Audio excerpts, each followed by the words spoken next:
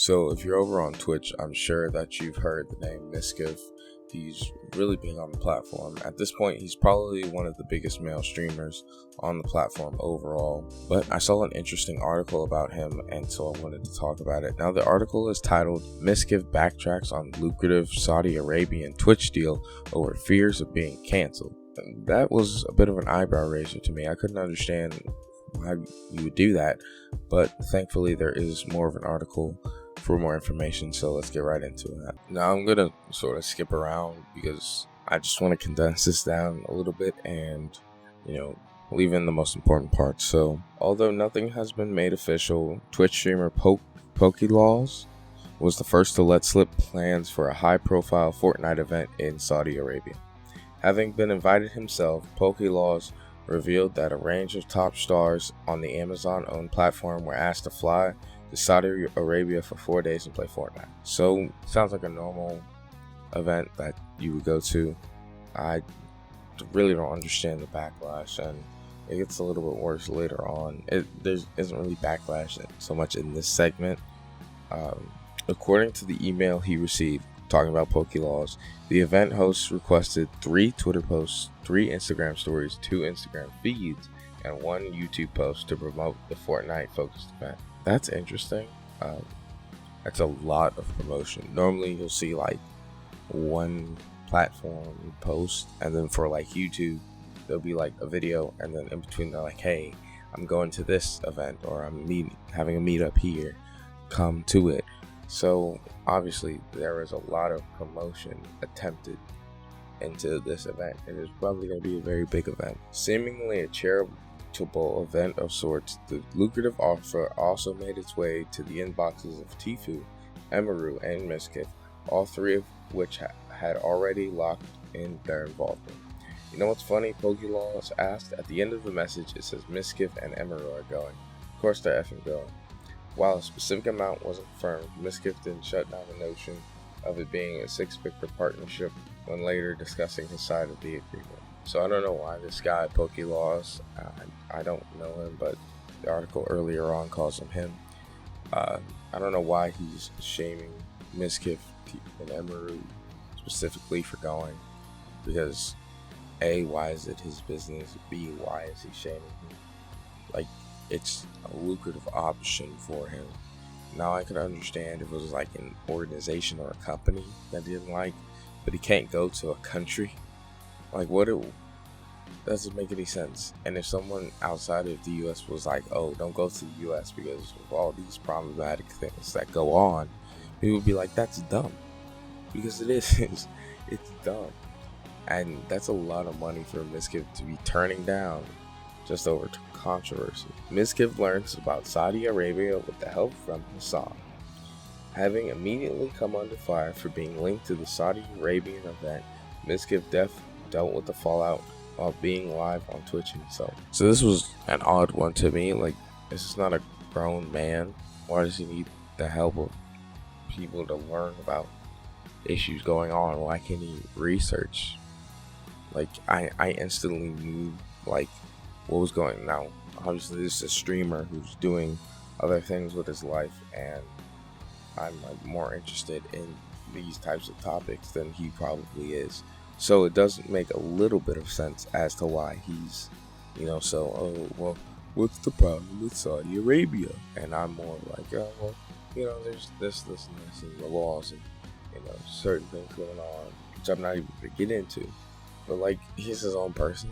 Like, he could figure this out on his own. Almost feels like it's sort of condescending in a little bit to me, where, like, oh, well, you don't know, so we're going to tell you. We're going to educate you.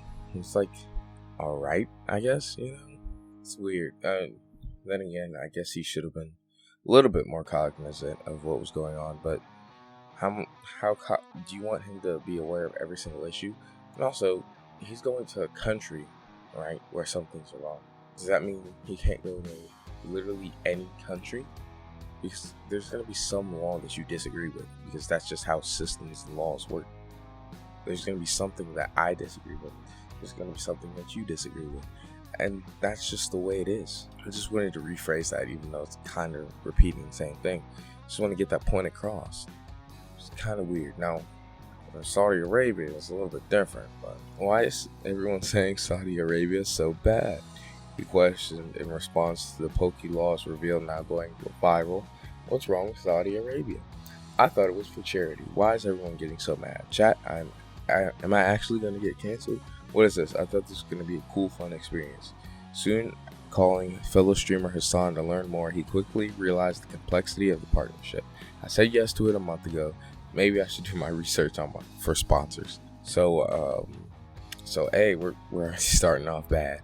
What do you mean you should do research for your sponsors? Duh. What? Also, just check it out, I guess. Again, this isn't really this guy's fault, in my personal opinion. I feel like wrong place, wrong time. Hopefully I'm not moving around the mic too much, but he just didn't really understand the discourse around it, I guess. And again, in my eyes, he's not really doing anything wrong.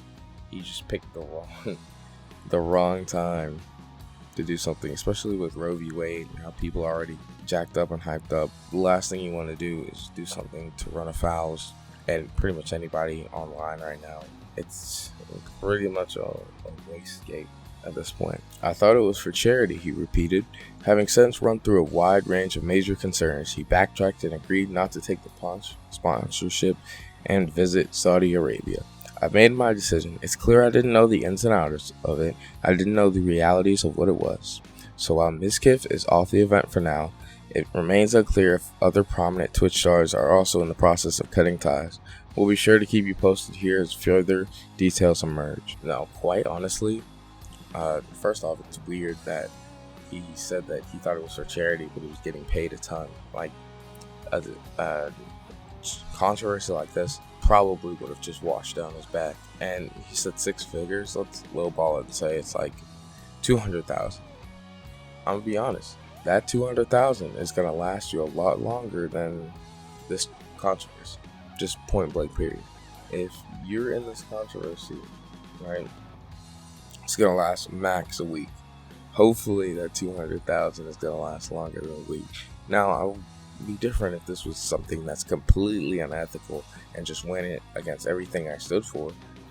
But going to a country that has something wrong with it, not quite, right? Maybe even if it was like Russia, I'd be like, but you do you, right? Like, it's not like he's bringing money to Saudi Arabia by doing this. They're already super rich. Like, I guarantee you, all right, he is not going to negatively or positively affect the bottom line of Saudi Arabia. They're pretty much set in stone, right? I feel like this is somewhat just a nothing burger of a controversy. I just thought it was weird. I thought it was interesting. Hopefully it'll be fun to edit. I just like talking about this, just talking about the absurdity of it all. Like, why do you care? Why do you care? And that pretty much wraps it up. Thank you all for watching. I really, truly appreciate it. Thank you for all the comments, the constructive criticism. I read it all. I can give myself some constructive criticism, not stumble over my words. But anyway, I'm gonna end it off here. Thank you all for watching again. Goodbye.